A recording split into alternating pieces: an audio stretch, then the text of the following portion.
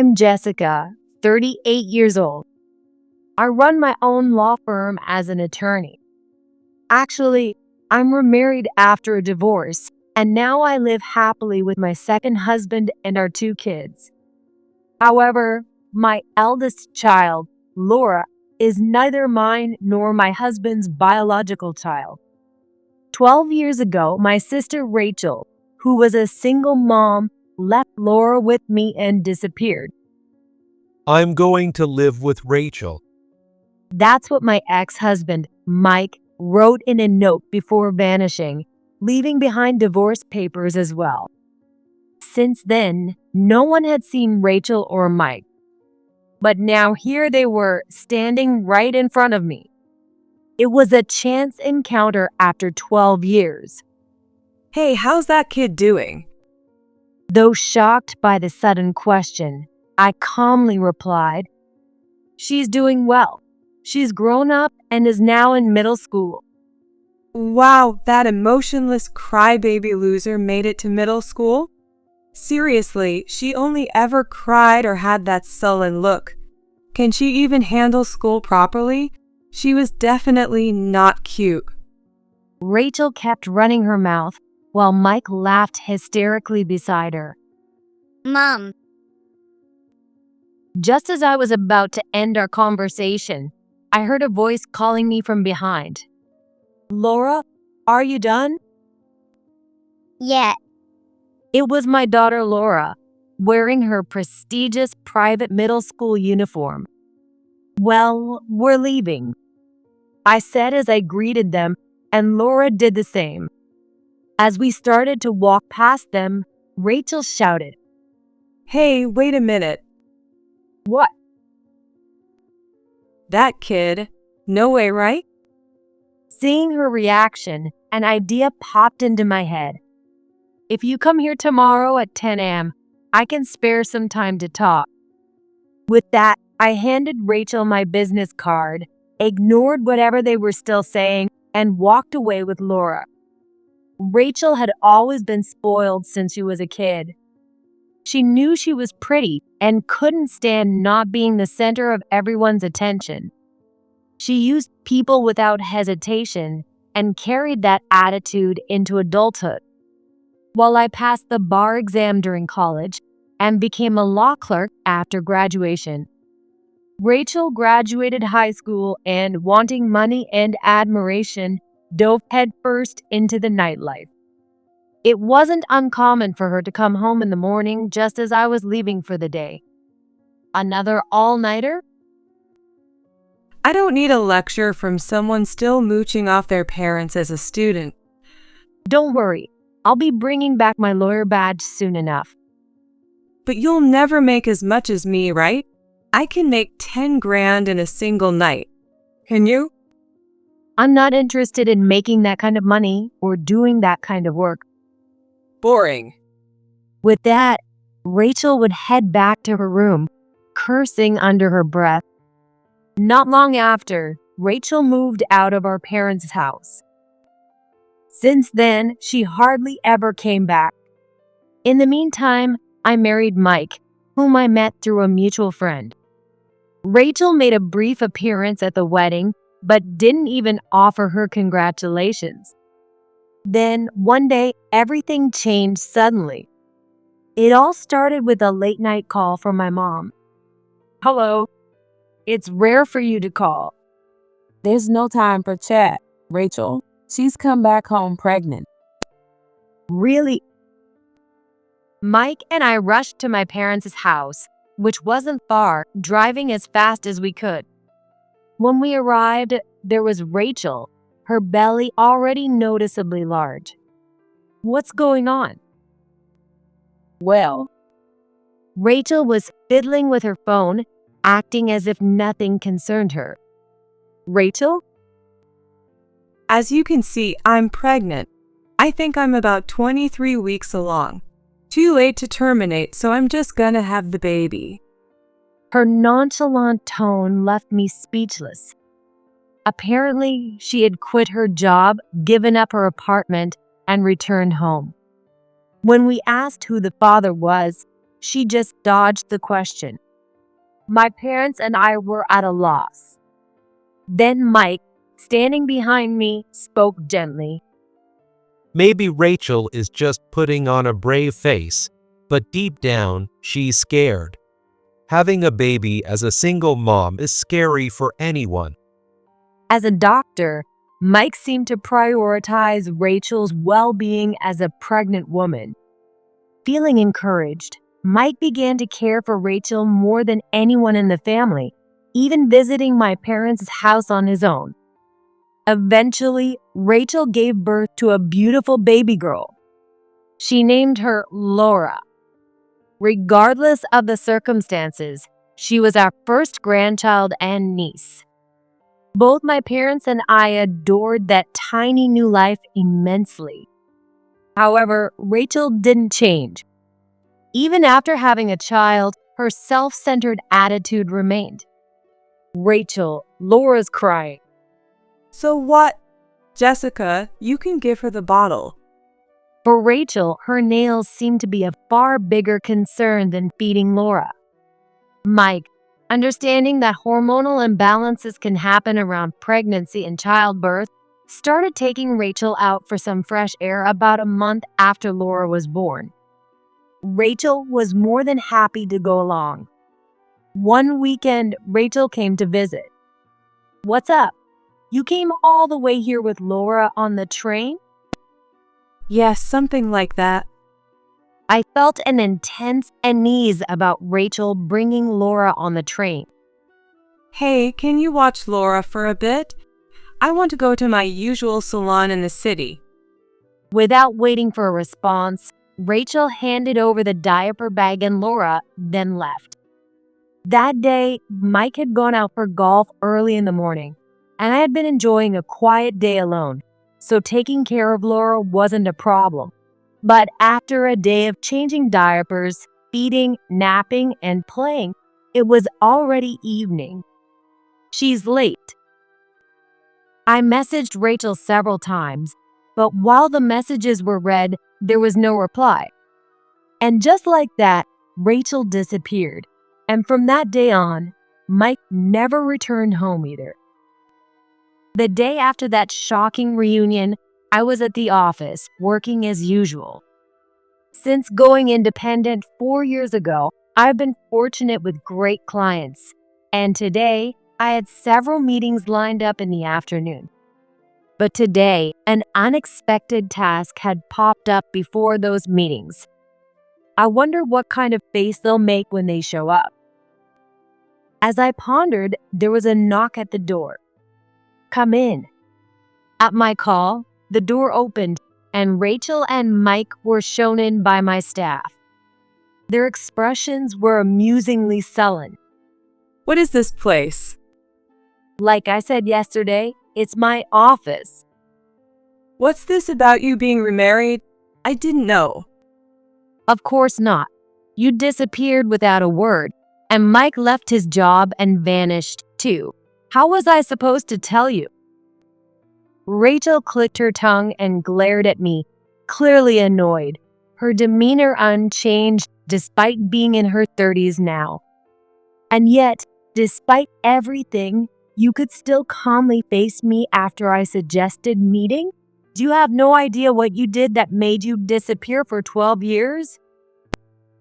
What? If anything, you should be grateful. I gave a childless woman like you a beautiful child. You must be thrilled that your cute little niece, Laura, became your daughter. Rachel's smug grin was infuriating, and I exhaled quietly to maintain my composure. Well, thanks for that, but it turns out I wasn't infertile. What? I got pregnant right after remarrying, and now I have a second-grade daughter. She and Laura are the best of friends. They both stared at me in stunned silence, clearly not expecting that I'd had a child. No way. You weren't infertile? Apparently not. What made you think I was in the first place? Well, Was it simply because Mike and I didn't have kids for years? Was it compatibility? Or maybe it was Mike's issue? Caught off guard, Mike shot me a surprised look. They must have mocked me behind my back. Infertile woman. Did Mike leave me because of that label? Despite her slightly awkward expression, Rachel kept her assertive tone and pressed further.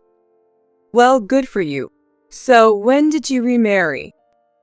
9 years ago. How old is he? What does he do? You're really grilling me. Is that a problem? Not really. He's 39, same age as me. He's a doctor. Hearing that, Rachel suddenly burst into laughter. What's so funny all of a sudden? You're so predictable. Your pride is just off the charts. What? You lost your doctor husband to me, so you went and got yourself another doctor? How pathetic.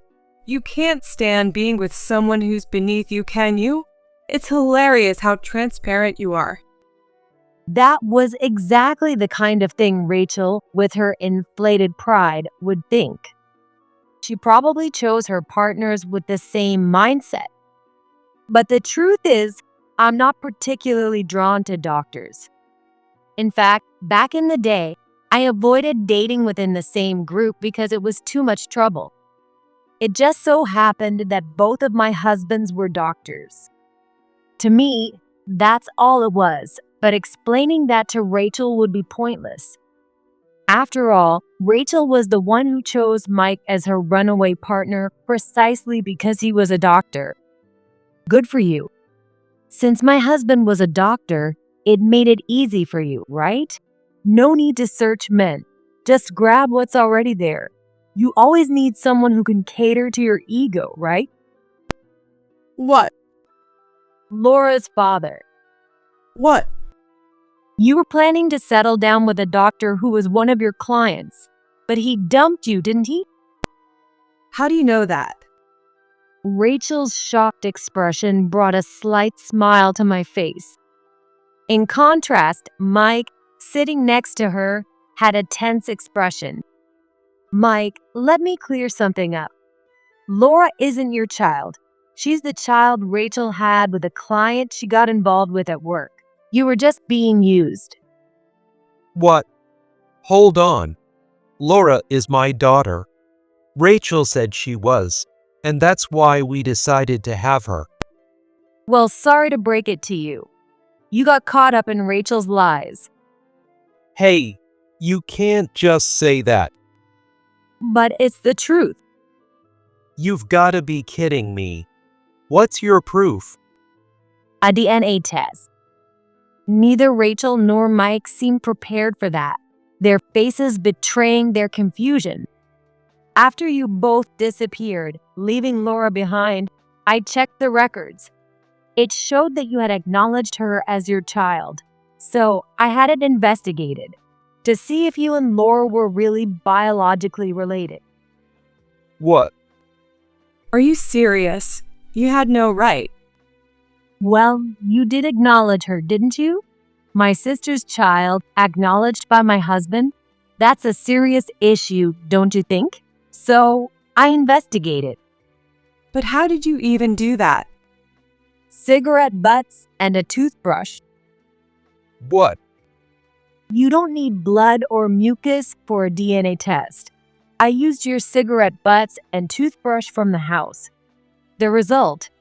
A 99% probability that you are not the father. Rachel lied to you. Laura isn't your child. I placed the test result documents in front of them. The report clearly stated that there was no biological relationship between them. Rachel kept her distance, merely observing, but Mike snatched up the paper immediately, his eyes wide as he meticulously read every word. Then, with a loud bang, he slammed the paper down on the desk and snapped at me. How reliable is this? You think you can deny it with just one piece of paper? This is the result of a proper examination conducted at the hospital where my husband works. If you don't believe it, I can bring in the person who conducted the test to explain. The hospital my husband works is one of the best private hospitals. Upon seeing the hospital's name on the test results, even Mike couldn't argue and hung his head. How did it come to this? I was with Rachel even before she got pregnant. We were intimate. So, how can Laura not be my child? That's gotta be a lie, right? So you're finally admitting your relationship with Rachel? Didn't expect to hear that from you. You've been seeing her for that long? That's… Well, I already knew. Mike stared at me, shocked, with the same expression Rachel had earlier, clearly not expecting I'd been aware of their secret meetings. Is it really that surprising? You were so obvious. You welcomed Rachel back without any hesitation when she returned pregnant, treating her kindly under the guise of being a doctor. But that's because you knew about the pregnancy from the start, right? Was it your idea for her to return home at a time when she couldn't have an abortion? What? By returning at that stage, her parents had no choice but to accept her. Were you that eager to see your child? Mike's eyes wavered slightly. Did he really want a child that much? I let out a small sigh. I did. I always wanted kids, but it just wasn't happening. Honestly, the stress made me go out drinking more, and I started coming home drunk more often. That's true. You did start going out more. I began thinking it was my fault, losing confidence in myself. Then, one night, Rachel approached me near the bar I frequented, and I started going to her place. I see. Rachel was really kind, always listening to my complaints with patience. There were things I just couldn't tell you, Jessica, but Rachel accepted everything. I leaned on her kindness when she said, "Why not use me?" So, you ended up in a physical relationship with Rachel? Yeah, I did. With that, Mike hung his head in shame. He was the type who hated hurting others, someone you'd describe as the picture of integrity. For someone like him to betray his wife and have an affair with her sister was unthinkable. But precisely because he was such a serious person, it's easy to imagine how the guilt consumed him. Yet he still got trapped in the situation. For Rachel, who was skilled at manipulating men from her job, Mike must have been an easy target. He fell right into her trap. But you know, Rachel was already pregnant when she got involved with you. Well, She knew she was pregnant, and still she lured you in and had a relationship with you. was it? Then she told you she was pregnant and made you the stand-in father. She used our situation, knowing we couldn't have kids, to take you from me. As I spoke calmly, Mike responded with just a few words. With bloodshot eyes, he began to spew words frantically. This is a lie, right? It's all a lie, isn't it? You're just trying to test me. No, it's all true. It's a lie. And why would I need to test you? You betrayed me. My sister took my husband. I'm just laying out the facts after investigating what happened. Seems like you were completely in the dark. I'm doing you a favor by telling you. Mike's face grew paler by the second. Why bring this up now? Bring this up now? You're the one who's saying that? What? Until I saw you two yesterday, I was content with my life. But meeting you there brought it all back. You two made me remember. That's… Rachel deceived you, and you abandoned me, and then left Laura with me. You should at least know what kind of woman Rachel really is after you left your wife and child for her. That's not… I didn't mean to abandon you. Clenching his fists tightly, Mike muttered in a hoarse voice. Whether you meant it or not, you did. Why would you leave the child you supposedly wanted and disappear? If you truly wanted to be with Rachel, you could have divorced me and done that. That's because Rachel said she couldn't handle raising a child. What? You remember how Rachel was after the birth, right? Yeah, right after giving birth, all she cared about were her nails and hair. She left all the childcare to me and Mom. Exactly. Rachel really couldn't handle it. I just wanted to support her and make her happy. What is this guy in front of me, lost in his self-righteous fantasy? How naive can he be? Mike's well-meaning but misguided sense of duty had taken a very wrong turn. Of course, Rachel's always been the type who couldn't stand not being the center of attention. Do you really think someone like that could love and raise a weak, cute child who would naturally be loved more than herself? That's Well, maybe it was for the best for Laura. what? I mean, with parents like you two, she wouldn't have turned out well, right? What did you say? Someone who can have a child for selfish reasons and then abandon them couldn't possibly raise a decent child. Rachel probably saw having a child with a high status, handsome doctor as more of a pet project, didn't she? You're being incredibly rude. Am I? I think forcing someone to sign an abortion consent form, then deciding to have the baby anyway, is far ruder. And frankly, a disgusting thing to do. Rachel gasped, staring at me in shock. Mike's brow furrowed even deeper. Abortion consent form. What's that? Rachel talked it over with the real father, agreed to an abortion, and received a settlement of $20,000. Seriously? As I mentioned earlier, the guy was a client at Rachel's club. He was good-looking, tall, a doctor, and the son of a hospital director. He was the perfect match for Rachel's desires, and they were physically involved. Rachel tried to trap him, but as the future hospital director, he already had someone lined up for him. When Rachel's pregnancy came to light, he had no intention of marrying her or wanting the child. Rachel agreed to the abortion and took the settlement. But instead of going through with the abortion, Rachel kept the baby and made you the stand-in father. Isn't that right, Rachel? I smirked as Rachel grimaced, silently acknowledging everything. Mike, with a furrowed brow, asked me the obvious question. Jessica, how did you find all this out? I hired a private investigator. I have my work and had to take care of Laura, so I needed help.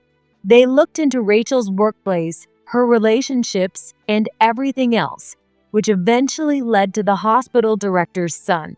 After that, I spoke directly with him. He was shocked. I never imagined she'd have the baby and then disappear, he said. You met him? How is he doing? Rachel's sudden eagerness irritated me. What are you saying? Why? He apologized to you, paid the settlement, and thought it was all settled. I even spoke with his lawyer, who confirmed everything. You signed a written agreement, didn't you? He was shocked to find out you broke your promise. I never thought it would come to this, he said. Of course. The whole ordeal with Rachel's pregnancy was nothing but a nightmare for him. Of course, he bears some responsibility as well. That's why they had a thorough discussion, decided on the abortion, and he even paid the settlement. But Rachel betrayed him. To him, it must be terrifying. Come on, having a child with a man like that isn't something you get to do every day. You really did see the child as a personal accessory, didn't you? But And in the end, you couldn't even raise your baby and just abandoned her. Rachel clicked her tongue loudly and muttered complaints under her breath. Seeing that she hadn't changed one bit, I felt a wave of resignation. It was pointless to continue this conversation. Well, I'm grateful, honestly. Because of all that, I got to become Laura's parent, and most importantly, I met my husband. What? My second husband is a friend of Laura's biological father. He's a pediatrician and started helping me when he heard I was raising Laura alone, saying, not that I'm a replacement for him. He even became my husband so we could formally adopt Laura. I'm truly thankful, and now I couldn't be happier. It feels like we've always been a real family. Laura is in middle school now, excelling academically and in sports.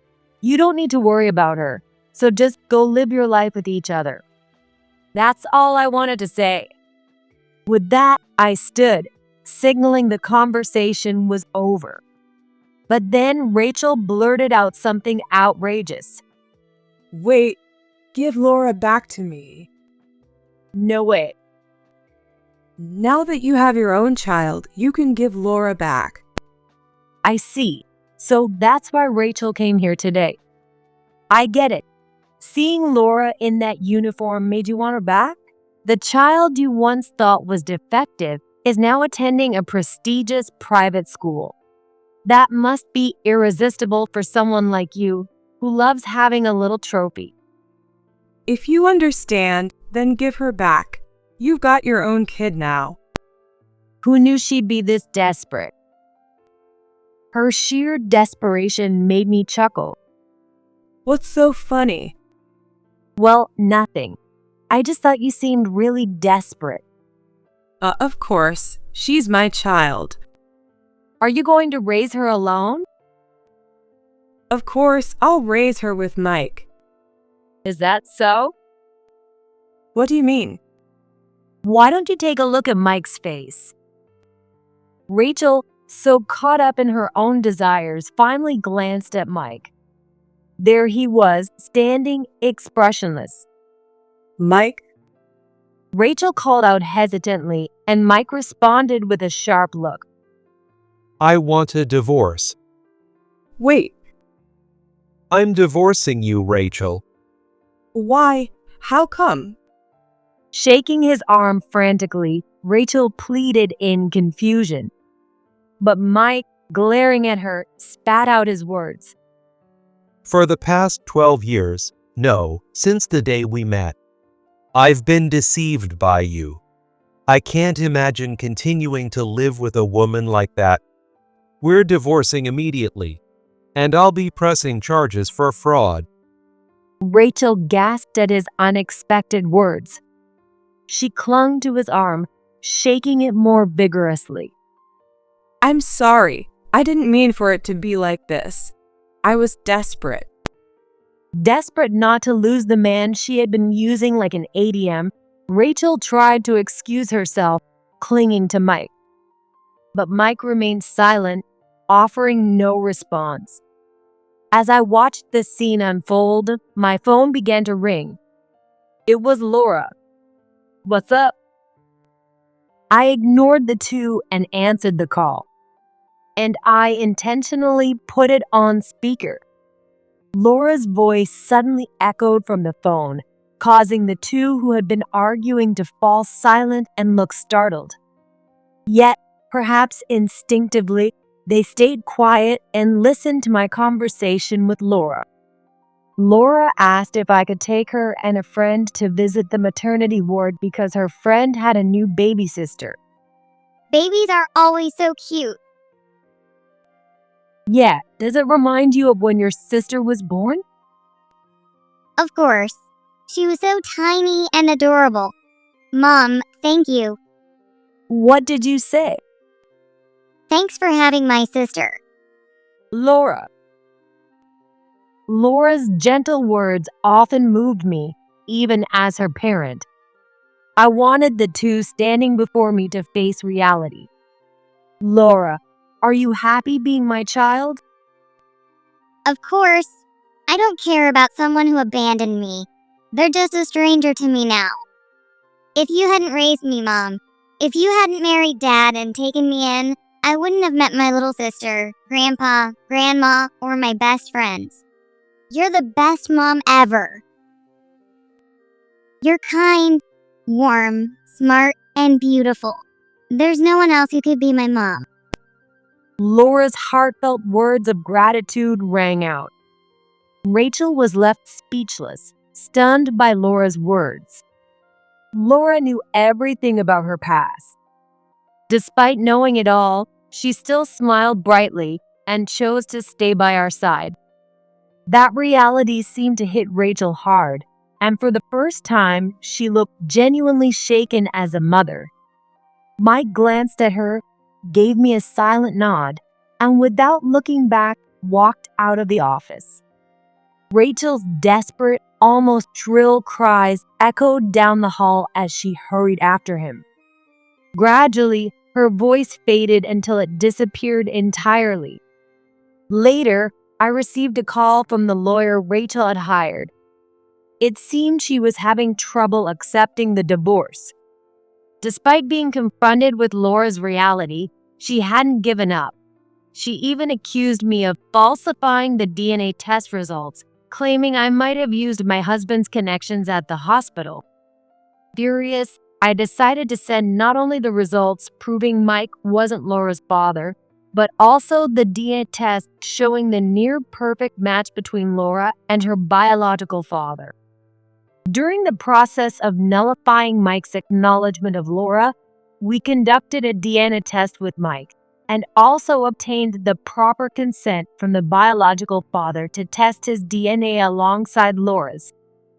Faced with these results, even Rachel had no choice but to remain silent, and it seemed that her divorce from Mike would proceed smoothly afterward. However, knowing Rachel, there was no way she would quietly accept that. I was abandoned by Mike.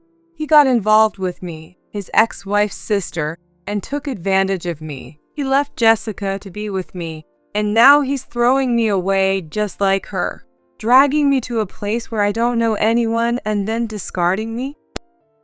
He's a terrible person, abandoning his wife for a younger woman. Rachel repeatedly caused scenes at Mike's hospital, yelling such accusations. Each time, the police were called, and Rachel was taken away, leaving Mike to apologize to the hospital.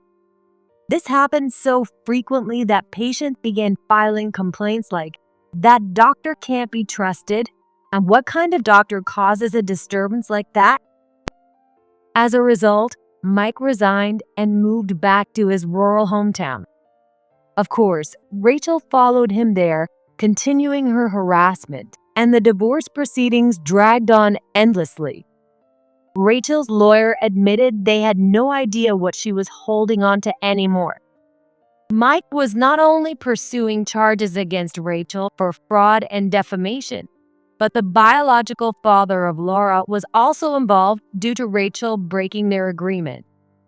Because of that, she had to hire a lawyer, but the legal fees, along with living expenses, were overwhelming, so Rachel had taken an unfamiliar factory job to earn some money. But frankly, I couldn't care less what happens to those two. They're getting what they deserve. After all the pain they caused us, it's only natural that they face their own misfortunes. Even our parents, despite Rachel's pleas, have chosen not to help her. I hope they live with the regret of their actions for the rest of their lives. But my only wish is to give Laura the happiness of a loving family. That's all I care about.